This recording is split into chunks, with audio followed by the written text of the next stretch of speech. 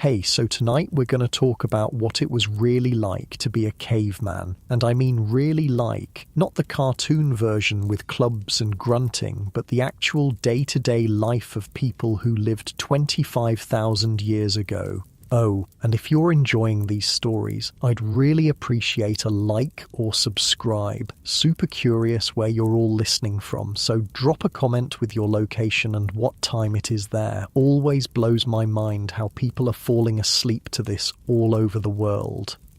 All right, find that cozy spot, take a nice slow breath and just let your body sink into whatever you're lying on. We're heading back to the Paleolithic period and trust me, you're going to be real grateful for that mattress by the time we're done. So congratulations, you just woke up in a cave 25,000 years ago. The first thing that hits you is the cold, not just chilly. Bone-deep, teeth-chattering cold that makes your muscles clench. You're lying on what feels like the world's worst camping gear. Bunches of sedge grass and rushes that someone carefully arranged into a sleeping mat. It's scratchy. Really scratchy. These grass stems poke through whatever animal skin you've pulled over yourself, and every time you shift, they crinkle and rustle like nature's most uncomfortable cereal. Your nose fills with smells that are just intense. Wood smoke, yeah, but also something musty and earthy from the cave walls, the leftover scent of cooked meat from last night's meal mixing with the sharper smell of unwashed human bodies. There's this underlying funk of animal fat that's been used for waterproofing and warmth, plus something green and plant-like from all the grass bedding around you. You can hear the cave breathing, if that makes sense. Little echoes of dripping water somewhere deeper in the darkness. The soft snoring of maybe 20 other people scattered around you on their own grass mats. Someone's baby makes those tiny sleeping sounds babies make. Outside the cave entrance, you catch the distant calls of birds starting their day and maybe the rustle of some animal moving through the brush.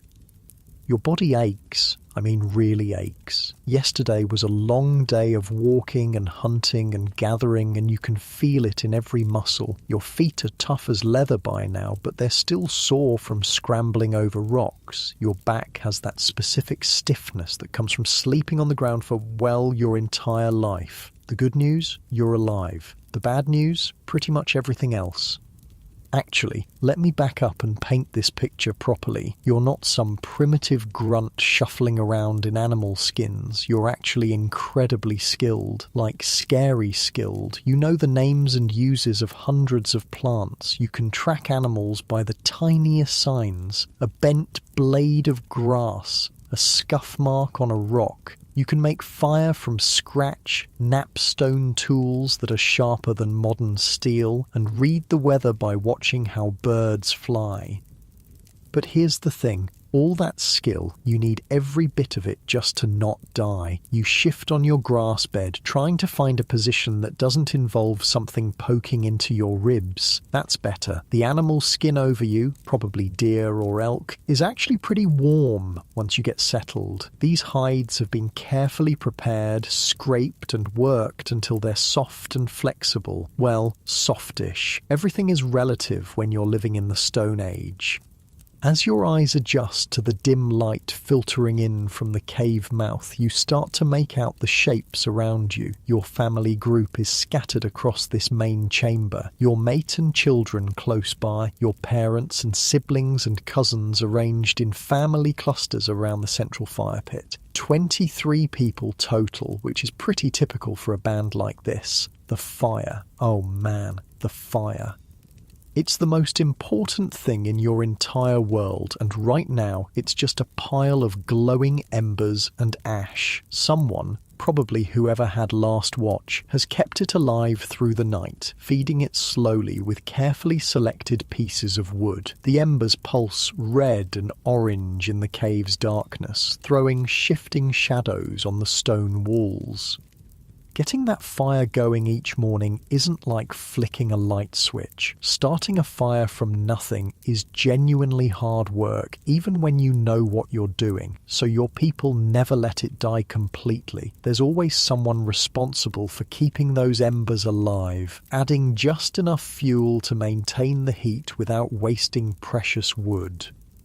You can smell the specific scent of the wood they've been burning. Oak and ash mostly, with some birch mixed in. Different woods burn differently, and your people know exactly which ones to use for cooking versus heat versus light. Oak burns long and steady. Birch catches easily and gives off that sweet smell. Pine is good for starting fires, but smoky for cooking. Time to get up.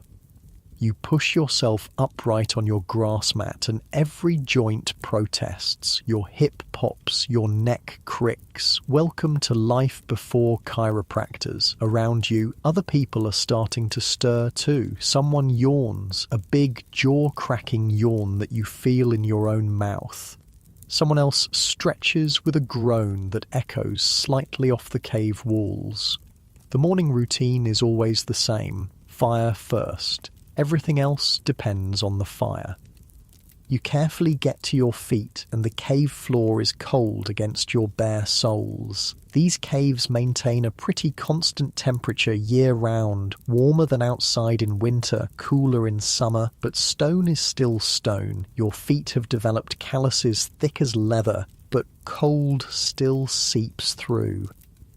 Walking toward the fire pit, you pass other members of your band who are also stirring to life. Carla, the best tracker in your group, is already sitting up and checking the stone tools she keeps beside her sleeping area. Brune, who's probably the closest thing you have to a leader, is examining the embers and deciding what kind of wood to add. The fire pit is carefully constructed in a depression in the cave floor, lined with stones to contain the heat and reflect it back up. Around it, the ground is worn smooth from generations of people sitting and working in this exact spot. You can see the stains from countless meals, the char marks from dropped embers, the smooth patches where stone tools have been knapped for thousands and thousands of hours. Brune nods at you as you approach. He's already selected some thin, dry kindling, birch bark and fine twigs that will catch easily from the embers. You help him arrange the wood in a careful structure, building up from the smallest pieces to create the right airflow for the flames to take hold. Working together, you blow gently on the embers, coaxing them back to life. The red glow brightens and tiny flames begin to lick at the birch bark. The smell of smoke gets stronger, mixing with that distinctive scent of hot stone and ash. More flames catch, and suddenly you have real fire again. Dancing, crackling, wonderful fire that pushes back the darkness and starts to warm your hands. Fire is life. Fire is protection. Fire is the difference between human and animal. Around the growing flames, more people gather. Children who were still sleepy moments ago become alert and focused. Fire means warmth, but it also means food, and everyone's stomach is reminding them that they haven't eaten since yesterday evening. The good news about being a hunter-gatherer is that you don't have to worry about a mortgage or taxes or your boss being unhappy with your quarterly performance review. The bad news is that every single day starts with the question, what are we going to eat and how are we going to get it?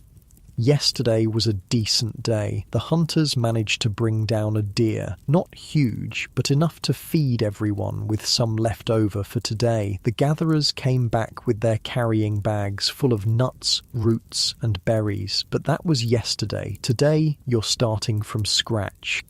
You settle into the familiar rhythm of morning preparation. Someone fetches water from the stream that runs past your cave. Clear, cold water carried in containers made from animal bladders and carved wood. Someone else starts preparing some of yesterday's leftover meat for a quick morning meal.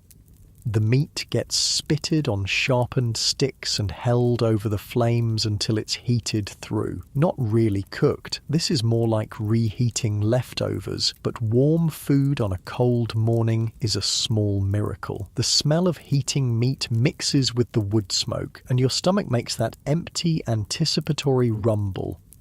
While you're eating your small portion of warmed meat and some nuts from yesterday's gathering, the day's planning begins. This isn't like a modern business meeting with agendas and PowerPoint presentations. It's more like a casual conversation around the fire, but the stakes are life and death. The hunting party, maybe 6 or 7 people, will head east today following the deer trail that was spotted yesterday. Deer are creatures of habit, and if you know their patterns, you can intercept them at water sources or feeding areas, but hunting big game with stone-tipped spears and wooden clubs is dangerous, difficult work. Most hunting expeditions come back empty-handed.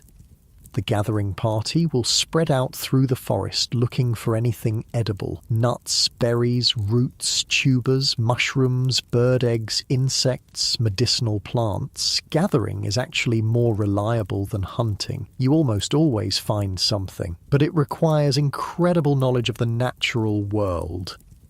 You need to know which berries are safe and which will kill you, which roots are edible and which will make you violently sick, which mushrooms are food and which are poison, when and where to find bird eggs, how to process bitter nuts to make them edible, where the good tool-making stones can be found. Your people carry this knowledge in their heads, hundreds of pieces of information passed down through generations of trial and error and careful observation. There are no books, no Google, no instruction manuals, just human memory and hard-won experience. As the morning fire burns brighter and the cave starts to warm up, people begin the daily ritual of checking and maintaining their tools. Stone tools dull with use and need constant attention. Wooden spears get damaged and require repair. Clothing made from animal skins needs mending. You examine your own personal kit, the stone knife you made yourself, your wooden digging stick, the leather pouch that holds your fire-making materials. The knife has a few small chips in the edge from yesterday's work, nothing serious, but it could be sharper. Knapping, shaping stone tools, is both an art and a science. You need to understand how different types of stone fracture, how to strike them at just the right angle with just the right force to remove flakes and create a sharp edge. It's incredibly precise work that requires years of practice. You settle into a comfortable position with your stone hammer and start the careful process of resharpening your knife. Each strike has to be placed exactly right. Too hard and you'll break the tool. Too soft and nothing happens. Hit it at the wrong angle and you'll ruin hours of previous work. The sound of stone on stone rings through the cave as other people work on their own tools. It's a comfortable, familiar sound, the soundtrack of Paleolithic life. Chip, chip, chip, the rhythmic percussion of survival. Your knife sharpens nicely. The edge is now keener than most modern kitchen knives, sharp enough to slice through hide and meat and plant material with ease. You test it carefully on a piece of leather, and it cuts cleanly. Good. This tool might save your life today. Around you, the cave is coming fully alive. Children who are old enough help with basic tasks, feeding the fire, organising the sleeping areas, checking water containers. Younger kids stay close to their mothers, but even they're learning by watching. There's no formal education here, just constant observation and gradual participation in adult activities. The really little ones, babies and toddlers, are kept warm and safe near the fire while their mothers prepare for the day's work. One baby is fussing, and her mother nurses her while simultaneously checking over her gathering tools. Multitasking was invented about 2.5 million years ago. You shift position, getting more comfortable as the cave slowly warms. Nice and easy, the familiar sounds and smells and textures of this morning routine are oddly soothing, despite the harsh realities. This is your world, this is your family, this is home. As the sun climbs higher outside the cave, sending more light through the entrance, the pace of preparation picks up. People start moving toward the mouth of the cave, ready to begin another day of searching for food and materials and everything else you need to survive. But before anyone goes anywhere, there's one more crucial morning task: assessing the weather and the world outside. Brune, along with two other experienced hunters, walks to the cave entrance to study the day. They're looking at the sky, feeling the wind, listening to the sounds of birds and animals. Weather prediction without meteorologists or Doppler radar requires reading dozens of subtle environmental cues. Cloud formations tell stories about coming storms. Wind direction indicates where rain might be heading. The behavior of birds and animals gives clues about atmospheric pressure changes, the color of the dawn sky, the feel of the air, the smell carried on the breeze. All of it matters when your life depends on being outside in whatever nature decides to throw at you. Today looks promising. The sky is clear, the wind is calm, and you can hear the normal chatter of birds in the forest. No signs of incoming bad weather, good hunting and gathering conditions. Time to go face the world. You gather your tools and equipment: stone knife, wooden digging stick, leather carrying pouch, a piece of fire-starting material wrapped in bark. Everything you own fits in your hands or hangs from a simple belt made of twisted plant fibers. The gathering party assembles near the cave entrance. 8 people today, including yourself, all equipped with the tools needed for finding and collecting food. You're wearing your usual outfit, leather leggings and a tunic made from carefully prepared deer hide. Soft leather boots, stuffed with grass for insulation, and a heavier skin cloak that can be wrapped around you if the weather turns cold. Your clothes fit well and move with your body. These aren't random animal skins thrown over your shoulders. They're carefully tailored garments sewn with sinew thread using bone needles. The leather has been treated with animal fat to make it water resistant, and the seams are reinforced in places that take the most stress. Everything about your outfit is functional. No pockets. You don't need them when you only own a few tools. No zippers or buttons. Everything fastens with leather ties or simple toggles made from bone or antler. No synthetic materials, obviously, but also no cotton or wool. Just leather and fur and plant fibers, all processed by hand using techniques passed down through countless generations. Standing at the cave entrance, looking out at the forest that stretches endlessly in all directions, you feel the familiar mix of anticipation and anxiety that starts every day. Out there is everything you need to survive: food, materials, resources. But out there is also everything that can kill you. Large predators, venomous snakes, poisonous plants, fast-moving rivers, cliff edges, sudden storms, rival groups of humans who might not be friendly, getting lost, getting injured far from help, 1,000 ways to die, and only your knowledge and skills and the cooperation of your band to protect you.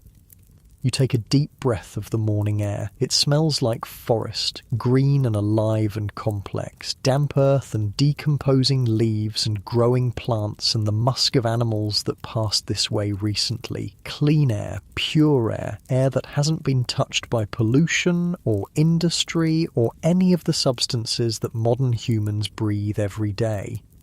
The sun feels good on your face as you step out of the cave. Real sunlight, not filtered through windows or reflected off buildings. Direct solar radiation that will warm your skin and provide the light you need to work by. No electricity, no artificial lighting, just the sun and moon and stars and fire. Your feet find the familiar path that leads down from your cave toward the forest floor. This path has been worn smooth by generations of your people making this same journey every day for hundreds of years. Your ancestors walked this exact route, and if you're lucky and skilled, your descendants will too. You shift your carrying pouch to a more comfortable position and adjust your grip on your digging stick. The morning is young and there's a full day of work ahead. Time to go find what the forest has to offer today. Behind you, the hunters are making their final preparations, checking spear points, discussing strategy, sharing the precious few arrows tipped with the sharpest stone points your group can make. Ahead of you, the gathering party moves through the forest with practiced silence, eyes and ears alert for anything useful.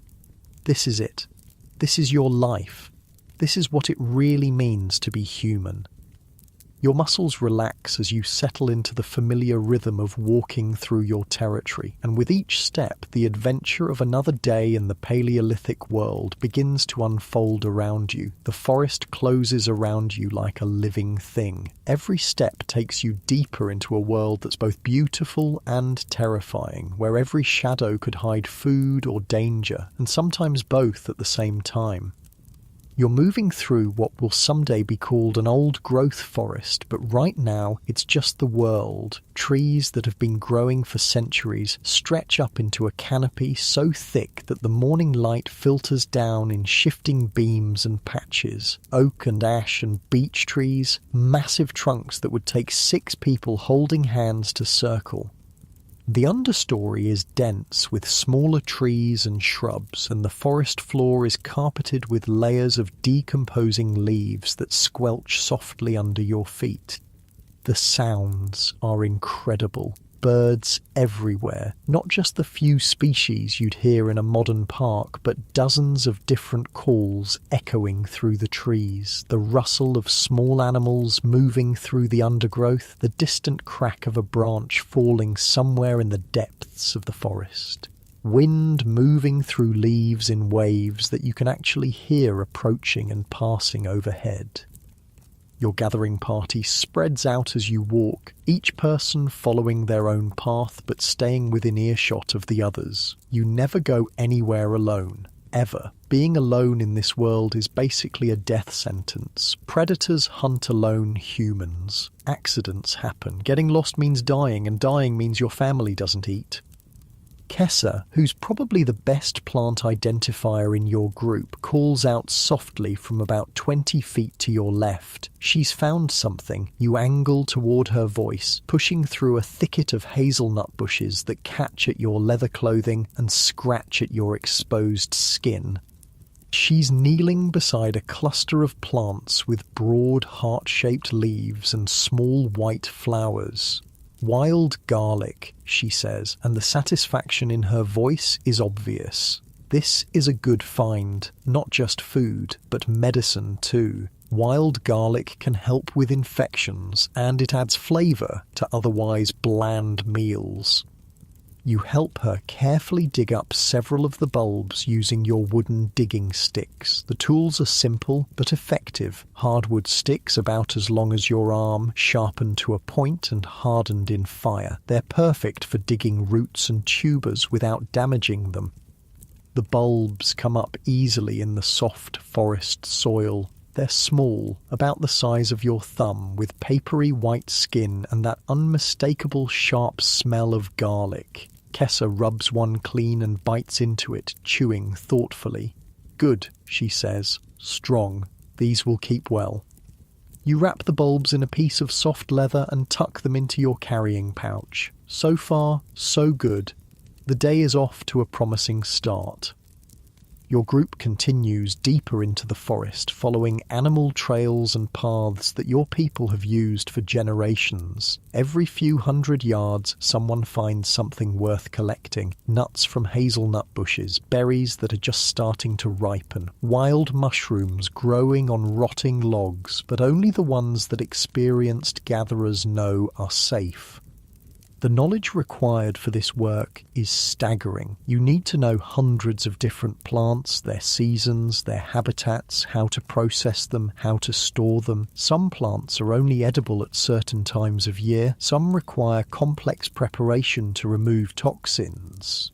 Some look almost identical to poisonous varieties, but have subtle differences that can mean the difference between a good meal and a horrible death.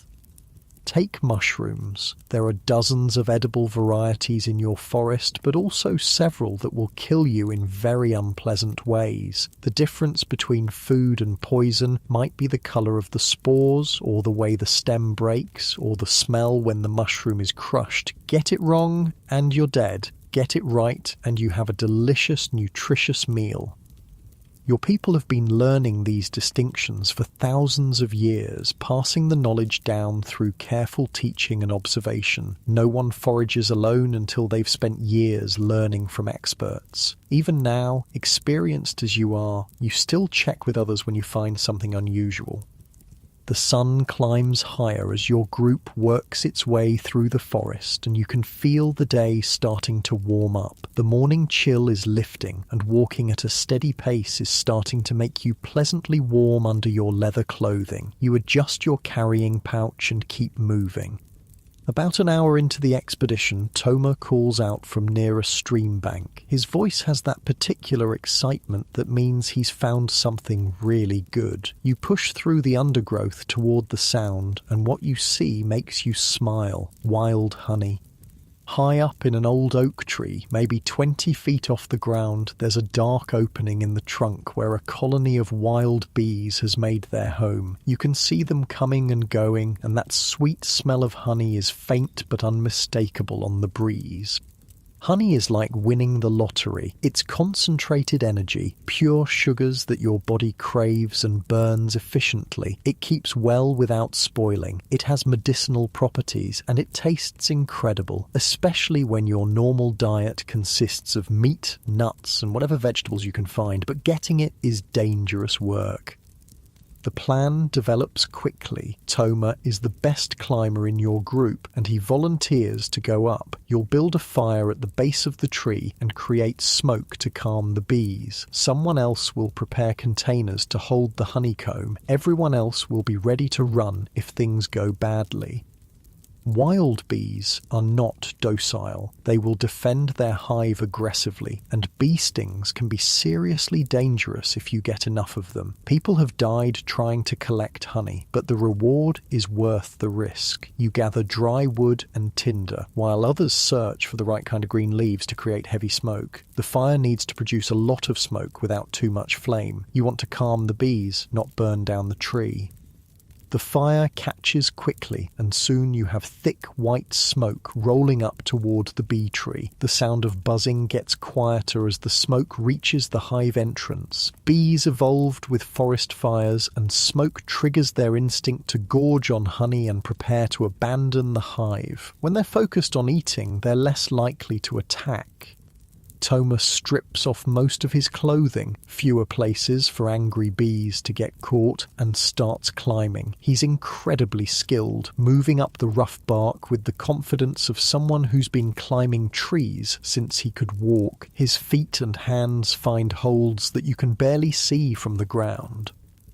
Watching him climb, you're reminded of just how physically capable your people are. No gyms, no structured exercise programs, but everyone is lean and strong and flexible from a lifetime of this kind of activity. Toma moves like a modern rock climber, but he learned these skills as a child because his life depends on them.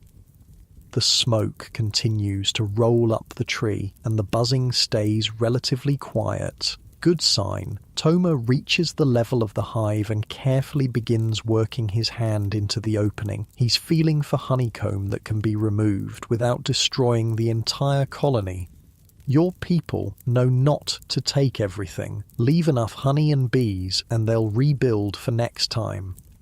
A few bees spiral around him, but they seem more confused than aggressive. The smoke is doing its job. Toma's arm disappears into the tree trunk up to his elbow, and his face shows concentration as he feels around inside the hive. Then his expression changes to satisfaction. He's found good comb. Slowly, carefully, he extracts his arm from the tree. In his hand is a chunk of honeycomb about the size of your fist, golden and dripping with thick amber honey. Even from the ground, you can smell the sweetness. He tosses the comb down to waiting hands, then reaches back into the hive for more. 3 trips, 3 chunks of comb, and then he judges it's time to stop. Take too much, and you'll kill the colony. Take just enough and they'll recover and provide honey again in the future. Toma scrambles down the tree with the same skill he showed going up, dropping the last few feet to land lightly on the forest floor. A few bee stings on his arms and shoulders, but nothing serious. He's grinning with the satisfaction of a job well done. The honeycomb is gorgeous. Wax cells filled with honey so pure and concentrated it seems to glow in the dappled forest light. You can't resist breaking off a small piece and putting it in your mouth. The sweetness explodes across your tongue like nothing in the modern world. This isn't processed sugar or corn syrup. This is pure honey made by bees from the nectar of wildflowers. It's complex and floral and intensely sweet, and your body responds immediately with that rush of energy that comes from natural sugars hitting your bloodstream. You close your eyes for a moment, savouring the taste. Honey like this was the sweetest thing available to humans for tens of thousands of years. No chocolate, no candy, no desserts, just this, and it's perfect. The honeycomb gets carefully wrapped and packed away in leather containers. This is a treasure that will be shared with the entire band back at the cave. Children will get small pieces as treats. Adults will use it to make other foods more palatable. Some will be saved for winter when every calorie counts.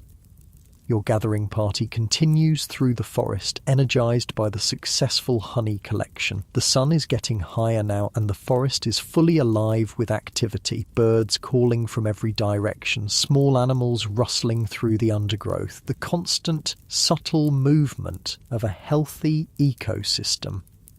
You find yourself settling into the meditation of long-distance walking through familiar territory. Your feet know this ground. Your eyes automatically scan for useful plants, signs of game, anything out of place that might indicate danger. Your breathing falls into a steady rhythm that matches your pace. This is one of the most peaceful times in Paleolithic life, moving through the forest with your community, working together, using skills that connect you directly to the natural world. No schedules, no deadlines, no artificial stress, just the ancient rhythm of human life in harmony with the environment. Well, mostly harmony. There are still plenty of ways to die out here. Around midday, your group stops beside a small stream to rest and eat. The water is clear and cold, running over smooth stones worn by countless years of current. You cup it in your hands and drink deeply, tasting the mineral purity of water that has never been processed or treated or run through pipes. Lunch is a selection of what you've gathered so far. Nuts, berries, some leftover meat from yesterday, and tiny tastes of that precious honey. You sit on a fallen log beside the stream, listening to the water and eating slowly, methodically. The food is challenging by modern standards. The meat is tough and requires serious chewing. The nuts are small and sometimes bitter. The berries are tart and seedy. Nothing is salted or seasoned or prepared in ways that enhance flavour. But your body knows this food, recognises it, processes it efficiently. And there's something deeply satisfying about eating food you gathered yourself with your own hands, using knowledge passed down through generations of your ancestors. This meal represents hours of skilled work and deep understanding of the natural world. Every bite was earned. As you eat, you notice how your body feels: strong, lean, efficient. Your muscles are dense and functional from constant physical activity. Your senses are sharp from relying on them for survival. Your mind is calm but alert, constantly processing information about your environment. This is what human bodies were designed for: not sitting in chairs for 8 hours a day, not eating processed foods, not living under artificial light. This, moving through natural landscapes, eating food you collected yourself, working with your community to solve the daily challenges of survival. After the meal, your group splits up to cover more territory. You partner with Denny, an older woman who knows more about medicinal plants than anyone else in your band. She's teaching you to identify herbs that can treat pain, infection, digestive problems, and other common ailments. The two of you work your way along the stream bank where many useful plants grow in the rich, moist soil. Denny shows you how to recognize willow bark, which can be chewed to relieve pain and fever. She points out wild mint growing in shady spots, good for stomach troubles. You find cattail roots growing in the marshy areas near the stream, starchy tubers that can be roasted or ground into flour. The knowledge Denny shares with you represents thousands of years of human experimentation with natural medicine. Your people have no doctors, no hospitals, no pharmacies. What they have is detailed understanding of which plants can heal and which can harm. Some of this knowledge is startlingly sophisticated. Your people know how to use willow bark for pain relief, the same active ingredient that's in modern aspirin. They know which mushrooms have antibiotic properties. They understand how to use certain plants to induce labor during difficult births or to prevent pregnancy when resources are scarce. But they also know the limitations of plant medicine. Serious injuries often mean death. Infections that modern antibiotics could cure easily become fatal. Childbirth is dangerous. Life expectancy is much shorter than in the modern world. The afternoon passes in this way: walking, searching, learning, collecting. Your carrying pouch gets heavier as you add more plants and roots and other useful materials. The sun moves across the sky, and the light in the forest shifts from bright midday to the warmer slanted rays of late afternoon. You're getting tired, not exhausted, but pleasantly fatigued from a day of steady physical activity. Your legs feel the miles you've walked, your back feels the weight of your collecting pouch, your hands are stained with plant juices and dirt from digging in the forest soil. But you're also deeply satisfied. This has been a good day. Your group has collected enough food and materials to make the expedition worthwhile. The honey alone makes this a successful trip, but you've also gathered enough plants and nuts to contribute meaningfully to tonight's meal. As the sun starts to sink lower in the sky, Denny calls the group together for the return journey. Time to head back to the cave. You don't want to be caught in the forest after dark. Night belongs to the predators. The walk back follows a different route than your morning path. Your people never travel the same way twice if they can help it. Predictable routes make you vulnerable to ambush, and they also mean you miss opportunities to find new resources or observe changes in your territory. This path takes you through a section of forest dominated by massive beech trees, their smooth grey bark rising like pillars into the canopy above. The ground here is covered with fallen beech nuts, and your group spends some time collecting the rich, oily nuts that will provide valuable calories. Beech nuts require preparation. They need to be shelled and the bitter husks removed, but they're worth the effort. High in fat and protein, they store well and provide concentrated nutrition during the leaner months of winter. As you work bent over and picking nuts from the forest floor, you become aware of how quiet it's gotten. The normal sounds of birds and small animals have faded. The forest feels expectant, waiting. Denny notices too. She straightens up slowly, her eyes scanning the trees around your group. Her hand moves casually to the stone knife at her belt, the universal signal for something's not right. Everyone freezes. You listen, really listen, beyond the normal forest sounds, beyond the whisper of wind in the leaves. There's something else. A rustling that doesn't match the rhythm of small animals. Something bigger, something moving with purpose through the undergrowth. Could be a deer, could be an elk, could be a bear, could be people who aren't your people. Denny makes a subtle hand gesture that means gather closer, stay quiet, be ready to run. Your group slowly, carefully consolidates into a tighter formation. No sudden movements, no noise, just controlled readiness. The rustling gets closer. Through the trees you catch glimpses of movement, brown shapes moving between the tree trunks, coming your way. Then you see antlers. Elk, a small herd of them moving through the forest on their own afternoon journey. Huge animals, each one weighing more than 3 or 4 humans combined. Beautiful, magnificent, and potentially dangerous if they feel threatened. Your group stays perfectly still as the elk pass. 5 adults and 2 calves moving with that peculiar combination of grace and power that large wild animals possess. They're magnificent, thick coats gleaming in the afternoon light, massive antlers that could easily kill a human, muscles rippling under their skin as they walk. One of the adults stops about 30 feet from your group and looks directly at you, eye contact with a wild elk. For a long moment, you and this ancient creature regard each other across the space between species, 2 different kinds of animals sharing the same forest, the same world.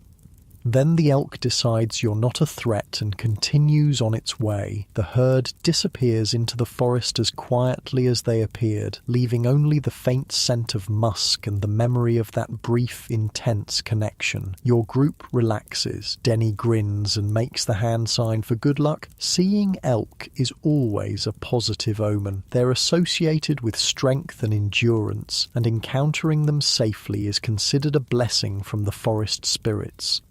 You finish collecting beech nuts and continue the journey home. The sun is definitely getting lower now, and the light in the forest is taking on that golden quality of late afternoon. Time to pick up the pace. The path climbs gradually as you approach your home territory. The cave is situated on higher ground for good reason. Better visibility, easier to defend, and less likely to flood during heavy rains. Your legs feel the incline as you climb, but it's a familiar burn. You've made this walk thousands of times. As you crest the final hill before home, you can smell wood smoke on the breeze. The hunters must be back already, and someone has built up the fire. Good. Fire means warmth and cooking and the comfortable gathering space where your band comes together at the end of each day.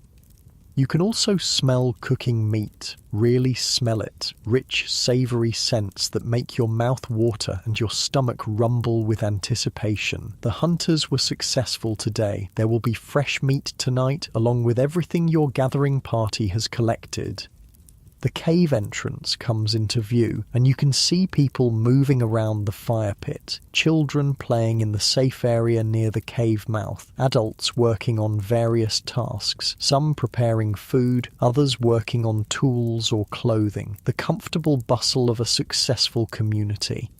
You're almost home. Your body feels the relief of completing another day's work safely. Your carrying pouch is heavy with useful plants and nuts. Your knowledge has grown through another day of learning from Denny. The forest provided well today.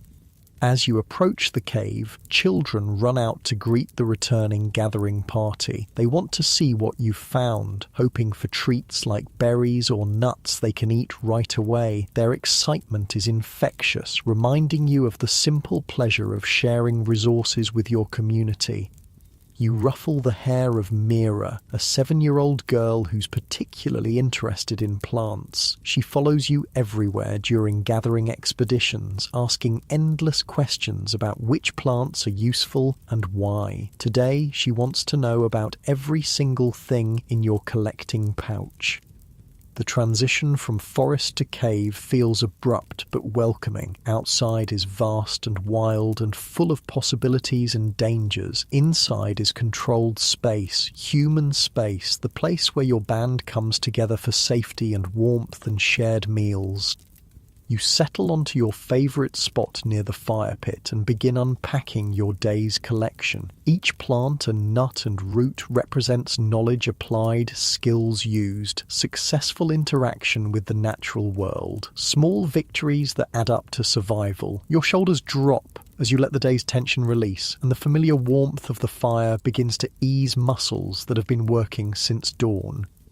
The fire welcomes you back with its familiar warmth and dancing light. You can feel the heat seeping into your tired muscles as you settle closer to the flames, and there's something deeply comforting about being back in this controlled space after a day in the vast, unpredictable forest.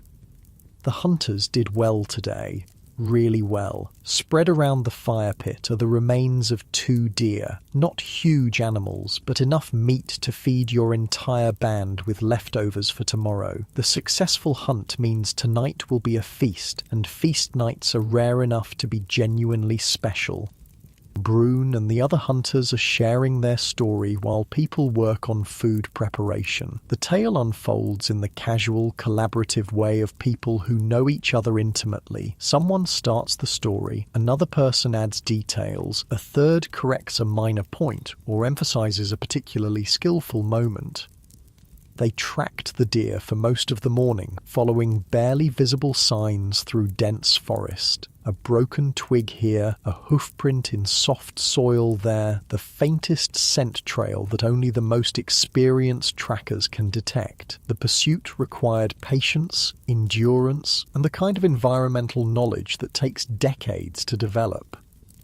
The actual kill happened quickly. The hunters managed to surround a small group of deer at a water source, and Jorik made a perfect spear throw that brought down a young buck with a single strike. The second deer, attempting to flee, ran directly into spears held by 2 other hunters positioned along the escape route. Clean kills, quick deaths, minimal suffering for the animals, and maximum protein for your people. You listen to the hunting story while unpacking your own day's collection, organising the plants and nuts you gathered into different piles based on how they'll be used. Some things will be eaten tonight, others need processing or preparation, some will be stored for future use. The honeycomb you helped collect creates quite a stir when it's revealed. Children gather around to stare at the golden treasure, and adults nod approvingly at Toma's climbing skills. Honey is always welcome, but finding this much in one place is exceptional luck. Kessa is already working on the wild garlic bulbs, cleaning them and preparing them to flavour tonight's meat. The sharp, pungent scent fills the air around the fire as she works, mixing with the wood smoke and the rich smell of cooking venison. Food preparation in the Paleolithic is both simple and sophisticated. Simple because your tools are basic: stone knives, wooden implements, fire. Sophisticated because your people have had thousands of years to figure out how to make the most of limited ingredients and cooking methods. The deer meat is being prepared in several different ways. Some chunks are spitted on sharpened sticks and roasted directly over the flames, the classic caveman cooking method that actually works pretty well. Other pieces are being cooked in a more complex way that shows just how clever your people really are. Rana, one of the most skilled cooks in your band, has created what's basically a Stone Age oven using heated rocks and a pit lined with leaves. Large stones were placed in the fire hours ago and allowed to heat through. Now she's using wooden tongs to transfer the red-hot stones into a pit that's been lined with large, clean leaves. The hot stones are covered with more leaves, then chunks of deer meat wrapped in yet more leaves are placed on top. Another layer of leaves goes over the meat, then the whole thing is covered with dirt to create a sealed cooking chamber. The meat will cook slowly and evenly in the steam and heat generated by the hot stones. It's ingenious. No metal pots, no ovens, no modern cooking equipment, just stones and leaves and fire and human intelligence. The result will be meat that's tender and flavorful, cooked through without being burned or dried out. While the stone oven does its work, other people are preparing the gathered plant foods. Nuts are being cracked between stones and the meat extracted. Bitter roots are being sliced and soaked in water to remove some of their harshness. Berries are being sorted, with the best ones saved for eating fresh and any damaged ones set aside for immediate consumption. You help with nut processing, settling into the rhythmic work of cracking shells and picking out the nut meats. It's meditative, repetitive work that lets your mind wander while your hands stay busy. The sound of stones cracking nuts mingles with the crackling of the fire and the quiet conversations happening around the cave. Your body feels good, tired but in a satisfying way, the kind of fatigue that comes from a full day of useful physical work rather than the drained exhaustion of modern stress. Your muscles are pleasantly weary and the warmth of the fire is helping them relax and recover from the day's exertions. As the sun sinks lower outside the cave, the light changes from the golden glow of late afternoon to the deeper, warmer hues of evening. Inside the cave, the firelight becomes more prominent, casting dancing shadows on the stone walls and creating that intimate atmosphere that comes with the end of the day. And children who spent the afternoon playing and helping with simple tasks are starting to show signs of tiredness. The youngest ones are staying closer to their mothers, and there's less running around and more sitting quietly by the fire. The transition from day to evening happens naturally, without clocks or schedules, just the rhythms of light and darkness and human energy.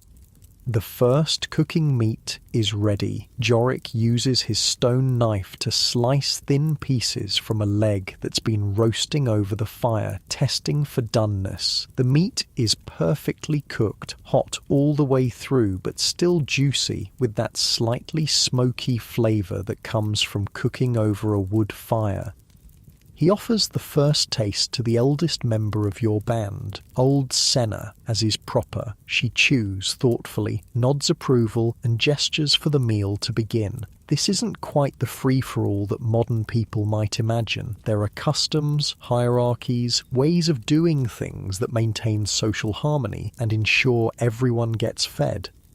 The meal unfolds slowly, deliberately. People eat in a relaxed way that allows for conversation and storytelling. Children get choice pieces of meat along with some of that precious honey. Adults share everything equally, with special consideration for pregnant or nursing mothers who need extra nutrition. You receive your portion of venison, a generous piece that's been flavoured with wild garlic and cooked to perfection. The meat is rich and satisfying in a way that modern farm-raised meat rarely matches. Wild game has a different texture, a more complex flavour, a density of nutrition that comes from animals that lived active lives in natural environments. The fat is particularly valuable. Modern people often avoid fat, but in the Paleolithic world, fat is concentrated energy that your body craves and needs. The layer of fat under the deer's skin, the marrow in the bones, the rich fat around the organs, all of it is prized and consumed eagerly. You eat slowly, savouring each bite. The meat provides immediate satisfaction for your hunger, but it also represents security. A successful hunt means your band won't go hungry tomorrow. The leftover meat will be processed and preserved, extending the benefits of today's success into the future. As you chew, you notice how quiet the cave has become. Not silent, there's still the crackling of the fire, the soft sounds of people eating, occasional quiet conversation, but the urgent energy of the day has settled into something calmer, more contemplative.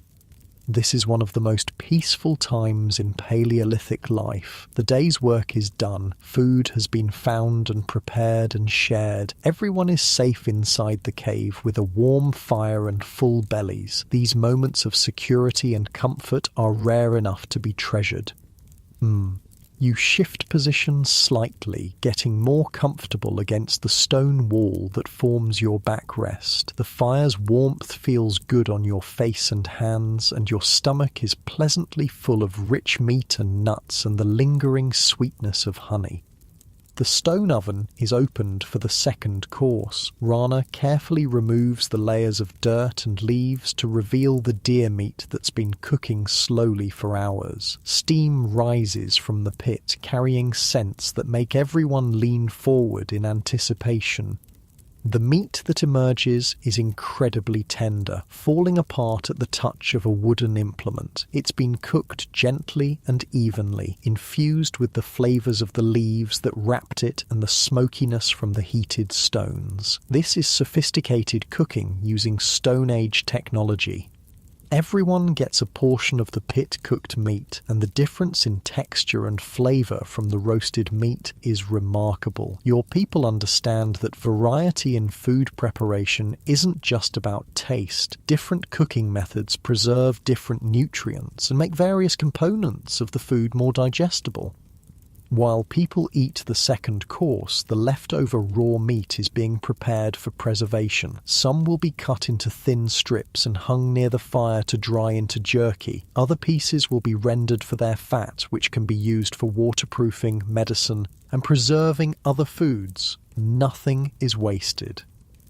The bones will be cracked tomorrow to extract the nutritious marrow. The hide is already being prepared for processing into leather. Sinew will be saved for sewing thread. Antler and bone will become tools. Even the hooves have uses. A successful hunt provides resources far beyond just meat.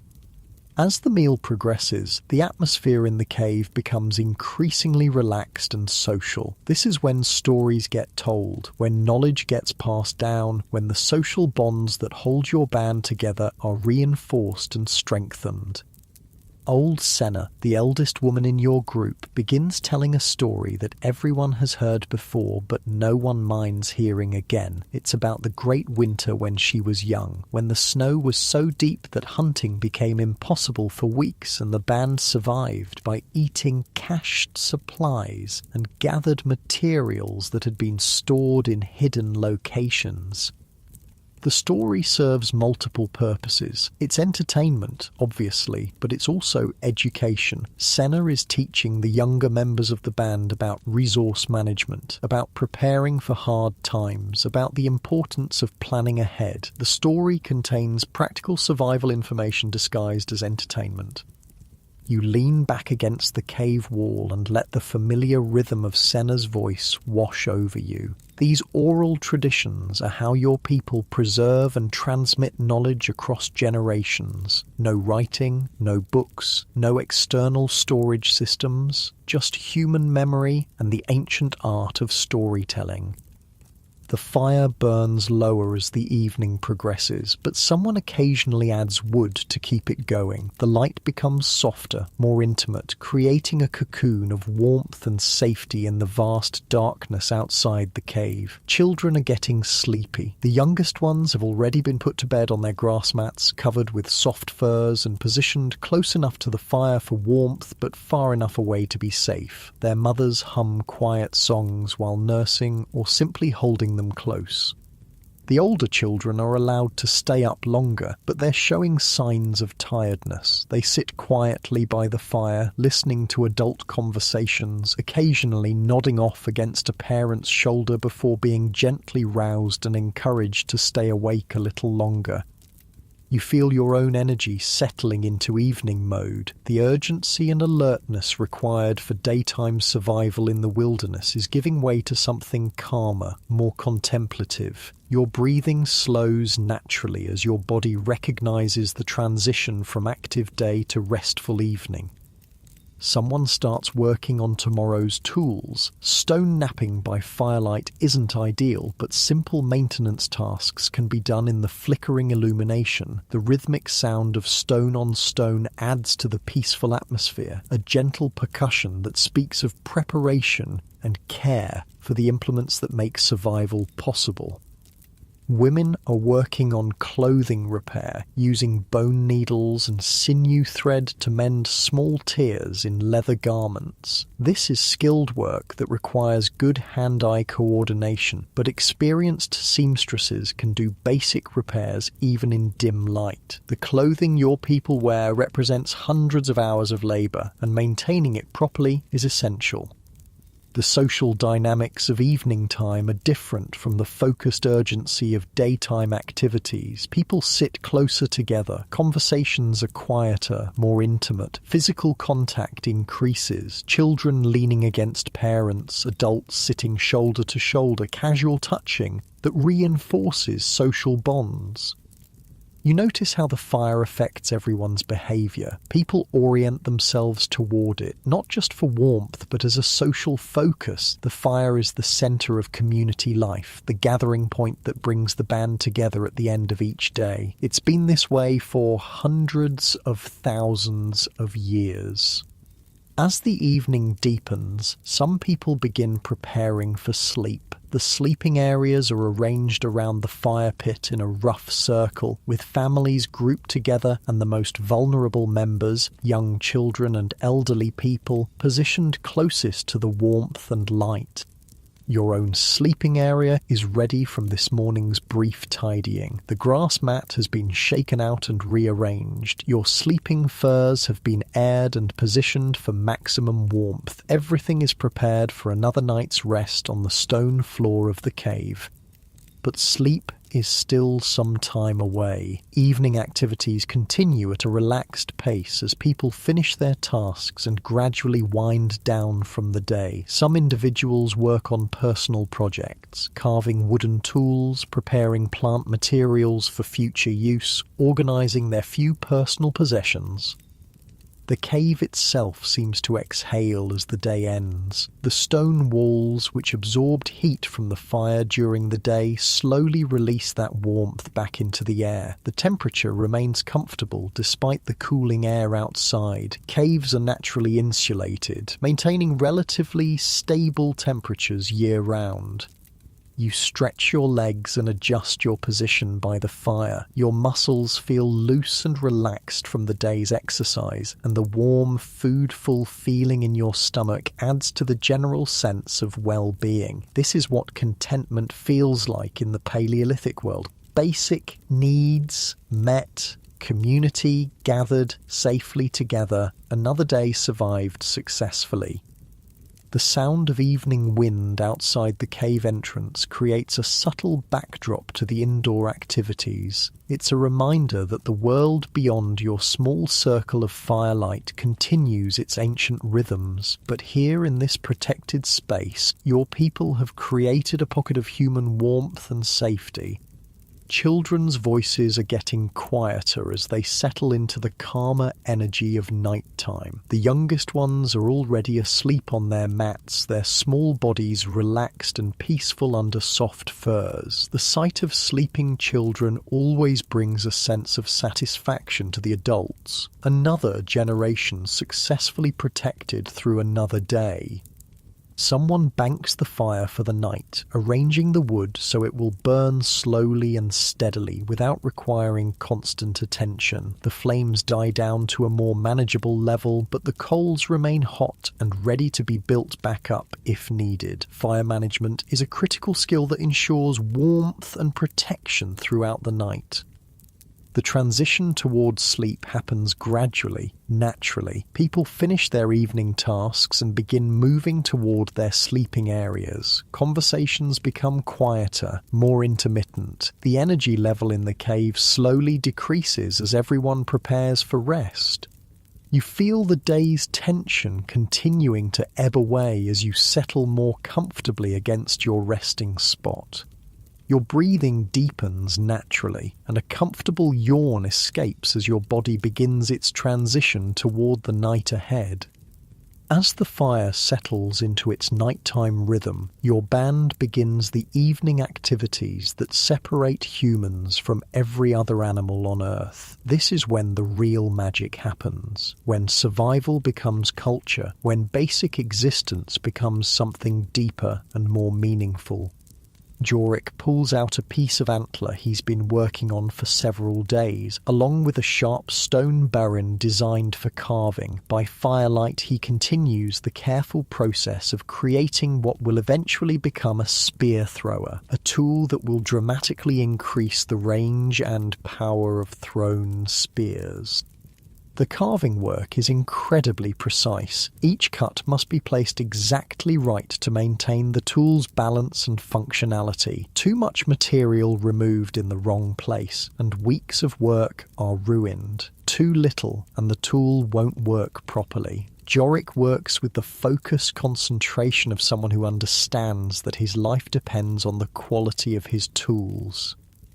You watch him work, admiring the skill involved. The spear thrower he's creating represents thousands of years of technological development. Early humans figured out that a lever-like device could multiply the force of a thrown spear, allowing hunters to bring down larger prey from greater distances. This innovation literally changed the course of human evolution. The tool looks simple, just a carved piece of antler with a hook at one end to hold the spear and a handle at the other, but the physics involved are sophisticated. The length, balance point, and flex characteristics all have to be precisely calculated for the tool to work effectively. Jorik learned these calculations not through mathematical formulas, but through years of trial and error passed down from master craftsmen. Nearby, Kessa is working on a different kind of technology, plant processing. She's grinding wild grass seeds between two stones, transforming them into a coarse flour that can be mixed with water to make a simple bread or porridge. The work is labor-intensive and time-consuming, but it unlocks nutrition from plants that would otherwise be indigestible. The grinding stones she uses are carefully selected for the job. The bottom stone is large and flat with a slightly rough surface. The top stone is smaller and shaped to fit comfortably in her hands while providing maximum grinding pressure. Both stones were shaped through hours of careful knapping, and they represent a significant investment of time and skill. The rhythmic sound of stone grinding grain is one of the oldest industrial noises in human history. This same basic technology, crushing seeds between stones to make flour, would eventually evolve into watermills, windmills, and modern grain processing. But here in the cave, it's just Kessa's strong arms and patient work turning wild grass into food. The flour that results from her efforts is coarse and dark, nothing like the refined white flour of the modern world, but it's nutritious and filling, providing carbohydrates that complement the protein from hunting and the vitamins from gathered plants. When mixed with water and cooked on hot stones near the fire, it becomes a simple flatbread that helps extend the value of other foods. You shift your position, getting more comfortable as you watch the various evening activities happening around the fire. Each person is engaged in work that contributes to the band's survival and well-being. There's no leisure time in the modern sense, but there's also no distinction between work and life. Everything flows together into the integrated whole of Paleolithic existence.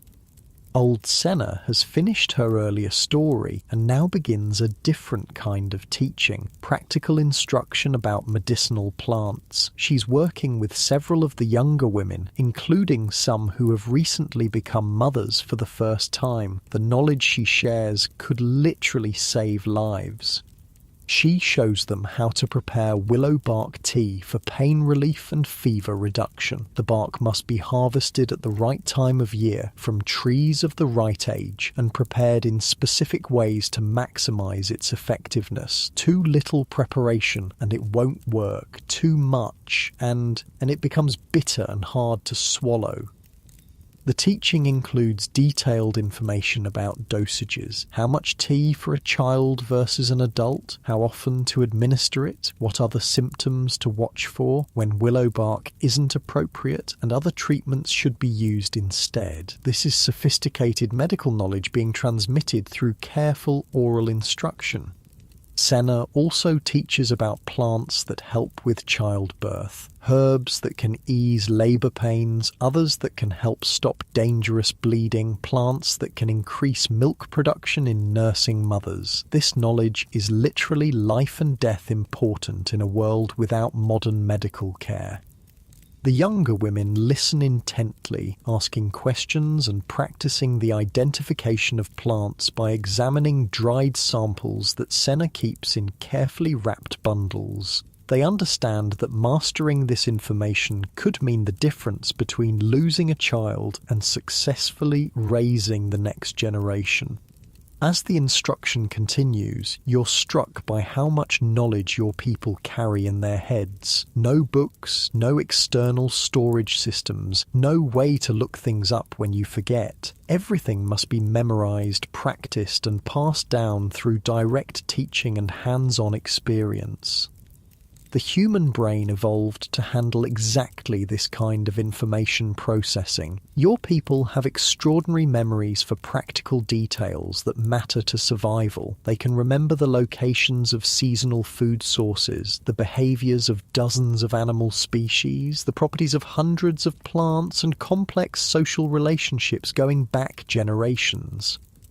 Modern humans often feel like their memory isn't very good, but that's because modern life requires remembering things like passwords and phone numbers and arbitrary facts that have no immediate survival relevance. Put those same brains to work on information that matters for staying alive, and the capacity is remarkable.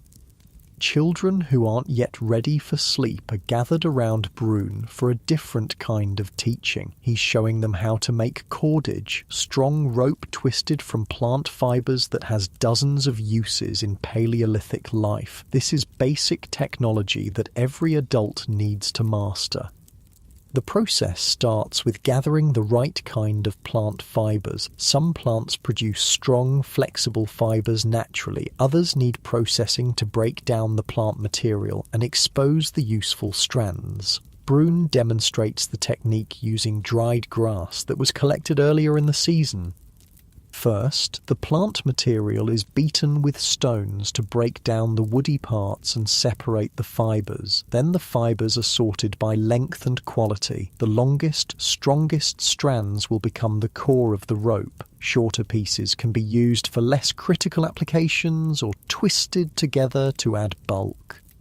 The actual rope making involves rolling the fibers against your leg while maintaining consistent tension and adding new material as needed. It's surprisingly difficult to do well. Too loose and the rope is weak, too tight and it becomes stiff and brittle. The children practice the basic motions while Brune corrects their technique. The finished cordage is strong enough to bind spear points to shafts, create snares for small game, secure loads for carrying, and dozens of other essential tasks. A band without good rope-making skills is a band that lacks some of the most basic tools needed for survival.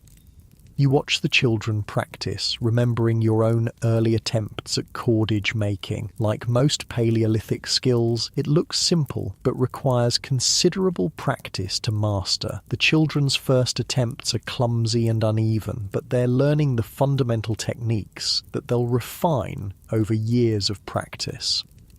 The fire burns steadily as these various evening activities continue. The light flickers and dances, creating constantly shifting patterns of brightness and shadow on the cave walls. Sometimes you catch glimpses of the cave paintings that your people created over many generations. Images of animals and handprints and abstract symbols that speak to the human need to create and communicate through visual art. The paintings aren't just decoration, they serve important functions in your culture. Some depict hunting scenes that help teach young hunters about animal behavior and tactics. Others mark significant events or seasonal celebrations. Still others seem to be connected to spiritual beliefs about the relationship between humans and animals. Creating the paintings required considerable skill and effort. The pigments were made from natural materials: ochre for reds and yellows, charcoal for black, clay for whites and browns. These materials had to be ground fine and mixed with binding agents like animal fat or plant juices to create paint that would adhere to stone walls. The artists used various techniques to apply the paint. Handprints were made by placing a hand on the wall and blowing pigment around it through hollow reeds or bones. Animal figures were painted with brushes made from animal hair attached to wooden handles. Some images were created by engraving lines into the rock surface with sharp stone tools. The location of the paintings isn't random. Many are placed in areas of the cave with special acoustic properties, places where sounds echo and reverberate in interesting ways. Your people understood that the cave itself is a kind of instrument, and they positioned their art to take advantage of the natural sound effects. During special ceremonies, singers and musicians would position themselves near these painted areas and create music that resonated through the cave in remarkable ways. The combination of visual art, acoustic effects, and musical performance created immersive experiences that connected your band to their cultural traditions and spiritual beliefs. Tonight isn't a ceremony night, but you can still feel the presence of those painted ancestors watching from the cave walls. The images remind you that your people have been living in this cave, gathering around fires just like this one for many generations. You're part of a continuous chain of human survival and cultural transmission that stretches back into the deep past. The evening activities begin to wind down as people complete their various projects and start preparing more seriously for sleep. Tools are cleaned and put away in their designated spots. Clothing is arranged for easy access in the morning. Personal possessions are organized and secured. The social dynamics of the cave change as the transition towards sleep begins. Conversations become quieter and more intimate. Physical proximity increases as people move closer together for warmth and comfort. Children who have been playing independently move back to their parents for the security of family closeness. You help with the process of banking the fire for the night. This is critical work that requires considerable skill. The fire must be arranged so it will burn slowly and steadily throughout the night without going out, but also without flaring up dangerously while people sleep nearby. Large logs are positioned to burn slowly and provide long-lasting heat. Smaller wood is arranged to catch fire gradually as the larger pieces burn down. The whole structure is carefully planned to provide hours of heat and light without requiring constant attention.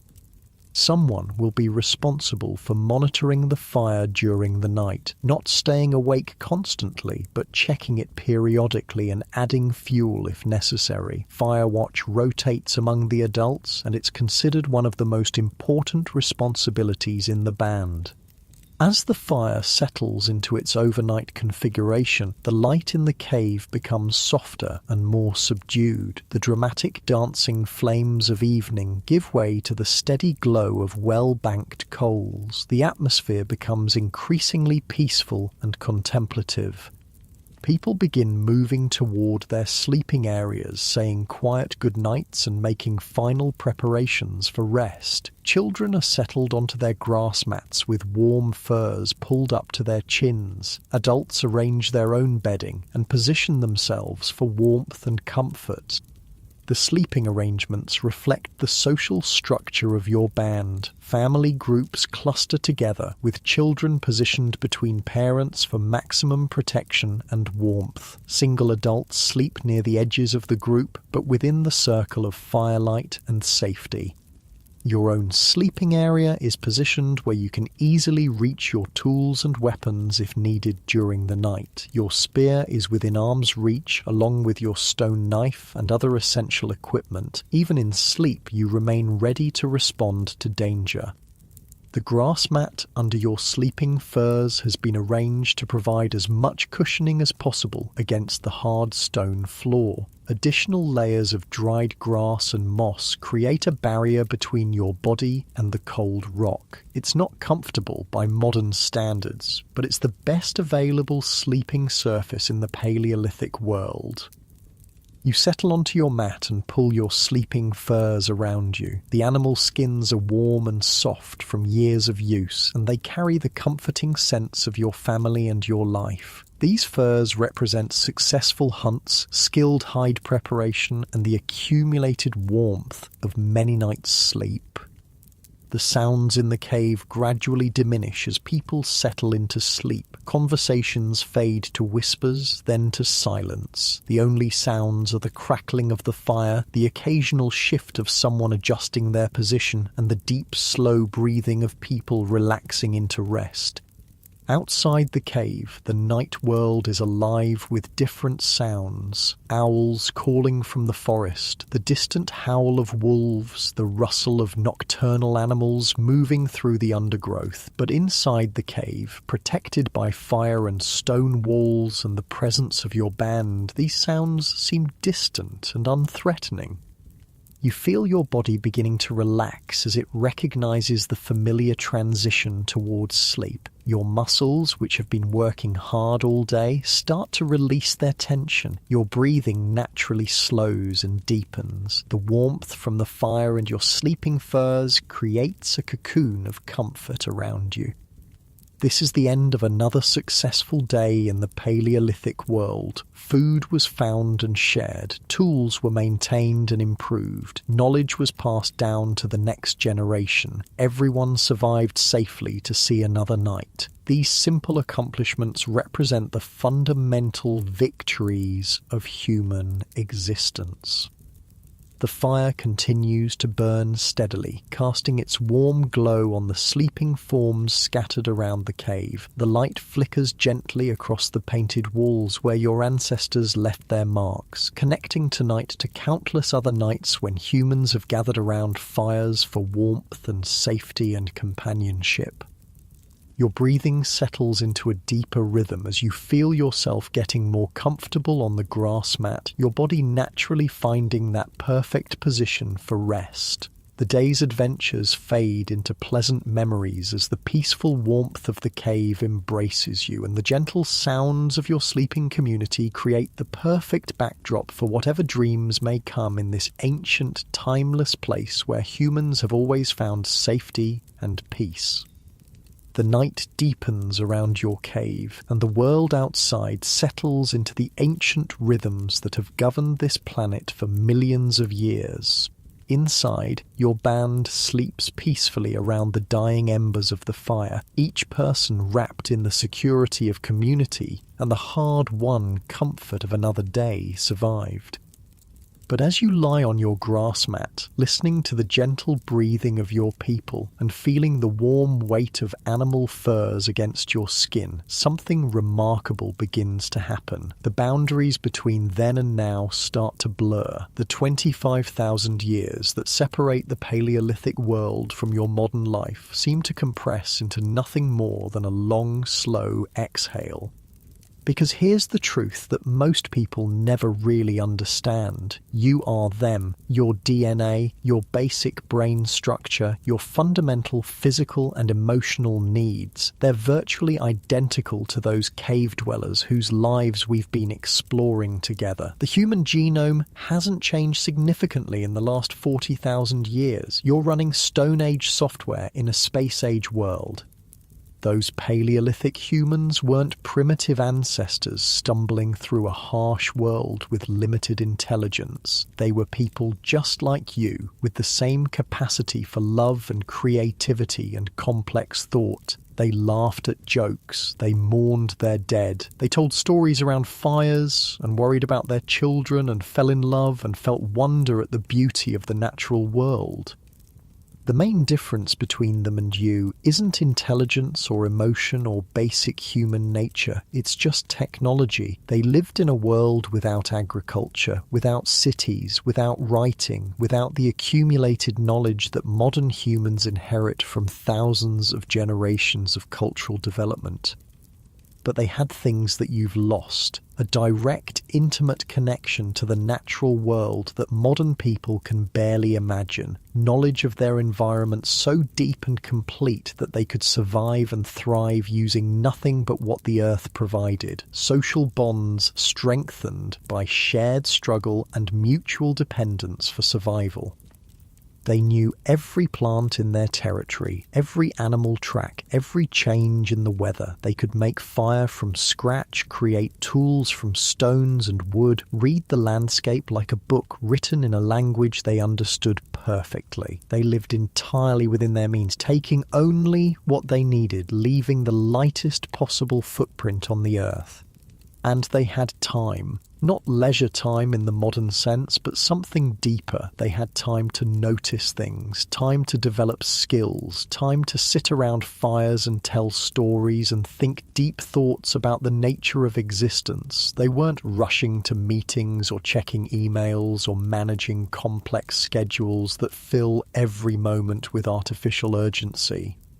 Your breathing slows as you consider these connections between past and present. The fire in the cave burns lower, and the light becomes softer, more dreamlike. The sounds of the sleeping band fade into a gentle background rhythm that matches the slow beating of your heart. Those ancient humans faced real problems that modern technology has largely solved. They dealt with hunger, cold, disease, injury, and death in ways that would seem impossible to us now. Childbirth was dangerous. Simple infections could be fatal. Winter was a constant threat. Life expectancy was much shorter. But they also didn't face the psychological stresses that plague modern humans. No anxiety about careers or finances or social media or global politics. No depression from feeling disconnected from nature and community. No chronic diseases from processed foods and sedentary lifestyles. Their problems were immediate and physical, but they were also solvable through direct action and community cooperation.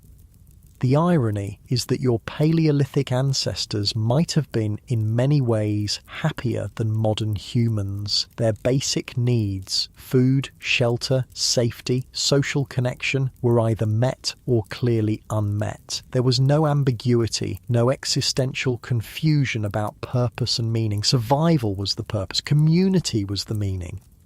They didn't suffer from the peculiar modern ailment of having all their physical needs met while feeling spiritually empty. They didn't have enough food to eat regularly, but they never wondered why they were alive, or what the point of existence might be. The point was to live another day, to help your people survive, to pass knowledge down to the next generation. Your muscles relax more deeply as these thoughts flow through your mind like a gentle stream. The grass mat beneath you feels softer now, more comfortable. The animal furs seem to conform perfectly to your body, creating a cocoon of warmth that reminds you of the most comfortable bed you've ever slept in. Modern humans often fantasize about simpler times, but Paleolithic life wasn't simple. It was direct. Every action had clear consequences. Every skill had obvious utility. Every day brought challenges that could be met with knowledge, strength, cooperation, and ingenuity. There was no complexity for its own sake, no bureaucracy, no abstract problems that couldn't be solved through direct engagement with the physical world. The social structures were complex but comprehensible. Everyone knew their role and responsibilities. Children learned by watching and gradually participating in adult activities. Elders were valued for their knowledge and experience. Individuals who couldn't contribute fully were still cared for by the community. Social problems were resolved through face-to-face discussion rather than legal systems or institutional procedures. And they had something that modern humans desperately crave: genuine connection to something larger than themselves. Not abstract spiritual beliefs, but daily, practical integration with the natural world. They were part of the ecosystem, not separate from it. Their survival depended on understanding and respecting the rhythms of nature. The fire in the cave burns even lower now, just glowing embers that pulse like a slow, steady heartbeat. The light is dim and warm, casting everything in soft, comfortable shadows. The painted animals on the cave walls seem almost alive in the flickering glow, their eyes watching over the sleeping humans with ancient wisdom.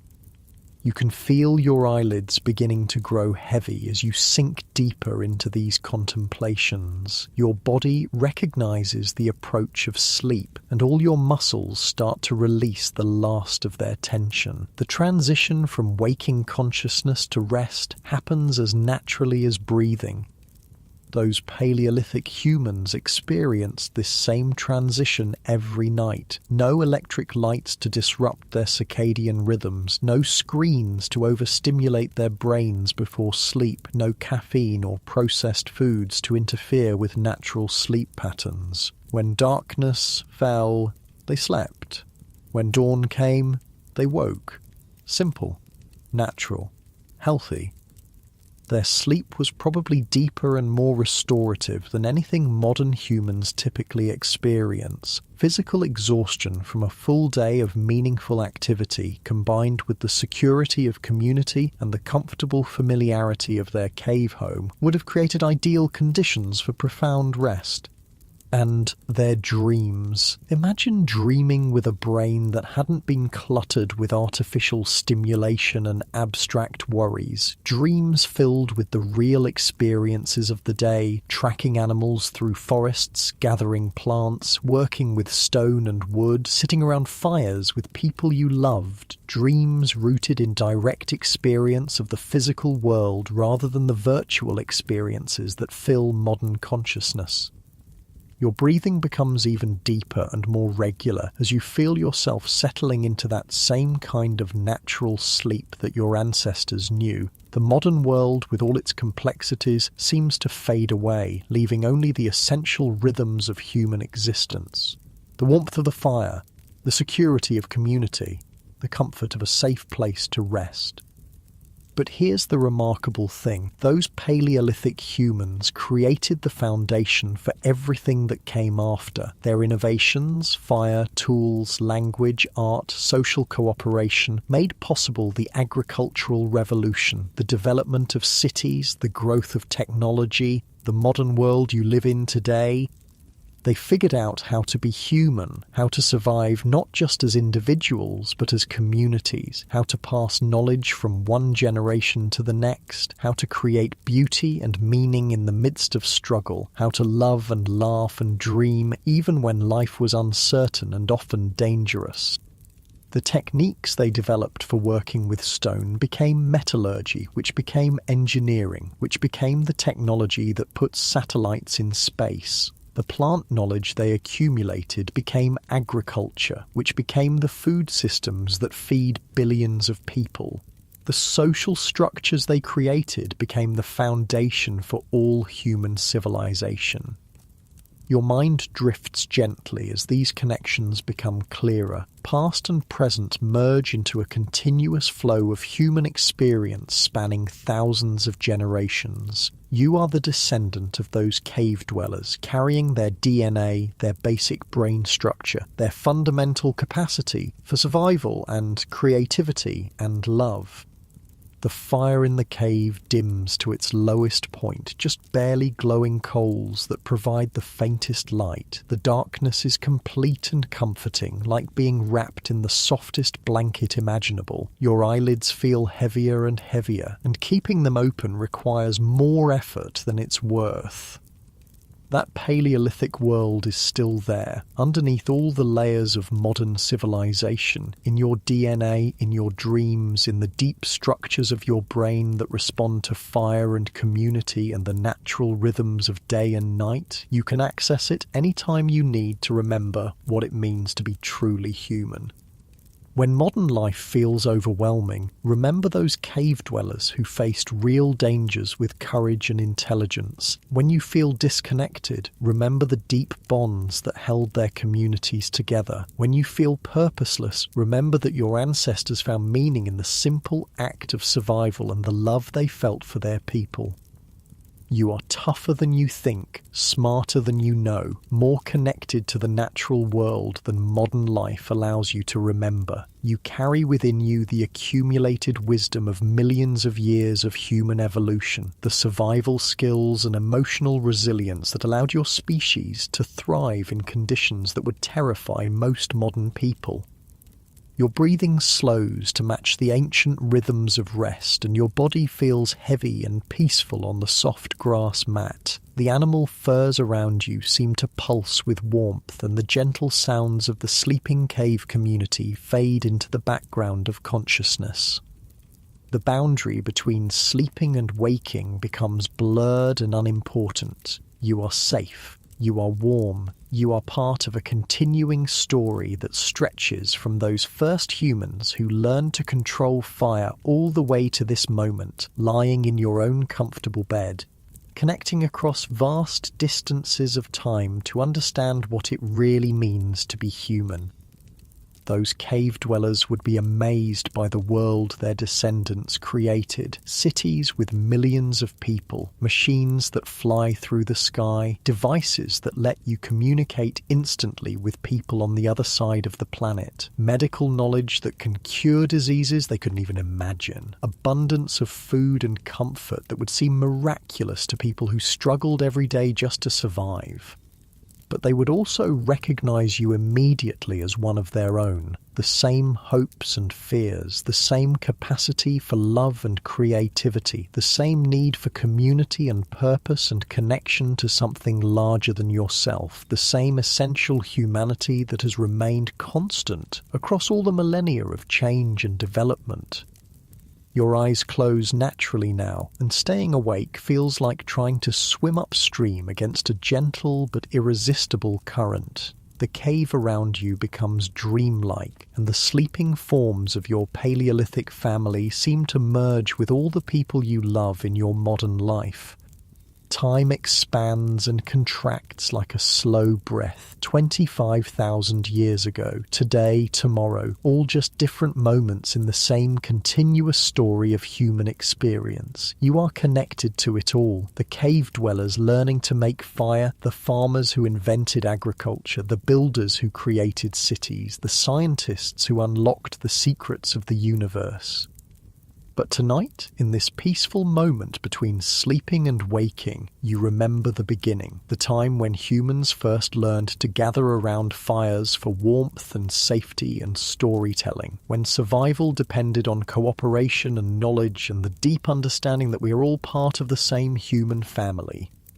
Your breathing becomes so slow and deep that each breath seems to last forever. The warmth of the fire, the softness of the furs, the security of the cave, the presence of your sleeping community, all of it blends together into a perfect feeling of peace and belonging. And as your consciousness gently releases its hold on the waking world, you carry with you the knowledge that you are part of something ancient and enduring and beautiful. You are human. You are connected, you are home.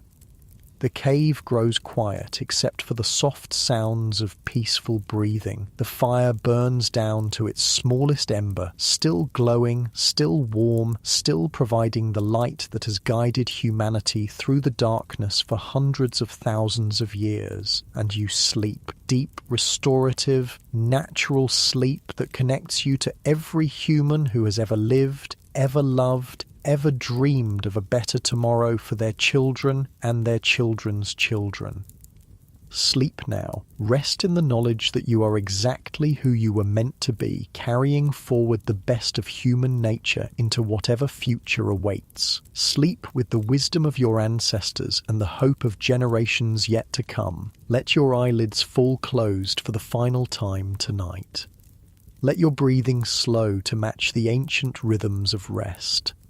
Let yourself drift away on the current of dreams that has carried humanity through countless nights just like this one.